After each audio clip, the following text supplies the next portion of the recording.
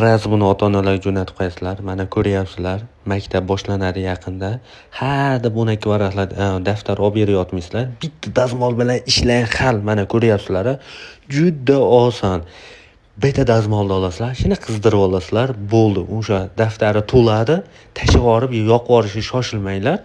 Buni pul tejash bo'ladi. Pul tejash. Bilasizlar, hozirgi paytda kommunalka bir narsa, gaz, svet, maynaqa to'lovlar o'ta ko'payib ketdi. Bu sizga ancha yordam bo'ladi. Bo'ldi, dazmolni qizdirasiz, bo'ldi.